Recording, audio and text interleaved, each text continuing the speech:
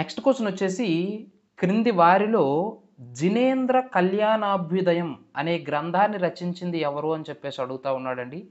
Options వచ్చేసి option 1 Pampa, option 2 Appayacharyudu, option 3 Gundayya Bhattu, option 4 వచ్చేసి అగస్త్య అని చెప్పేసి చెప్తా ఉన్నాం. సో మీకు వెంటనే మైండ్‌లోనికి రావాలి కాకతీయులకు సంబంధించినటువంటి సాహిత్యం కరెక్ట్‌గా విన్నట్లయితే, లిటరేచర్ కరెక్ట్‌గా విన్నట్లయితే. కాకతీయులు ప్రారంభంలో జైన మతాన్ని ఆచరించారు అని చెప్పేసి చెప్తా ఉన్నాం. తొలి కాకతీయులు అనేవారు. మరి అందులో భాగంగా ప్రతాపరుద్రుడు ఎవరైతే ఉంటారో ప్రతాపరుద్రుని ఆస్థానంలో ఆస్థాన కవిగా ఉన్నటువంటి జైన కవి ఈ యొక్క అప్పయాచార్యుడండి. ఈ అప్పయాచార్యుడు రచించినటువంటి గ్రంథమే ఈ యొక్క జినేంద్ర కళ్యాణాభ్యుదయము అని చెప్పేసి చెప్తా ఉన్నాం.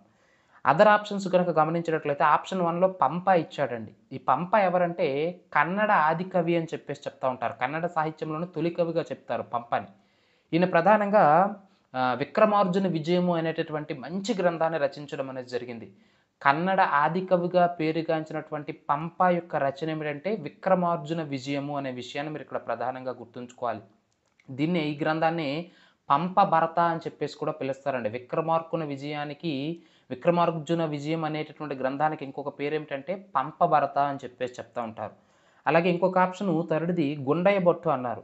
ఈ గుండయ్య భట్టు ఎవరంటే శ్రీహర్షుడు ఒక గ్రంథాన్ని రచిస్తాడండి. అంటే ఒక వేదాంత గ్రంథము అని చెప్పేసి చెప్తా ఉంటాం.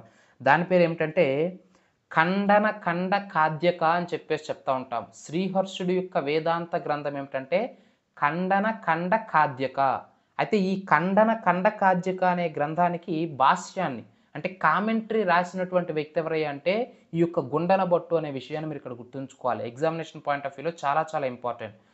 సో శ్రీహర్షుడు రచించిన వేదాంత గ్రంథమైన ఖండ కాద్యక అనే గ్రంథానికి వ్యాఖ్యానం రచించిన వ్యక్తి ఎవరంటే గుండన భట్టు, గుండయ్య భట్టు లేదా గుండన భట్టు అని చెప్పేసి చెప్తా ఉంటాం. ఓవరాల్ మన క్వశ్చన్‌కి ఆన్సర్ జినేంద్ర కళ్యాణాభ్యుదయాన్ని రచించింది ఎవరయ్యా అంటే జైన అప్పయాచార్యుడు. ఈయన ప్రతాపరుద్రుని ఆస్థానంలో ఉన్నటువంటి ఆస్థాన కవిగా మనం గుర్తుంచుకోవాలి.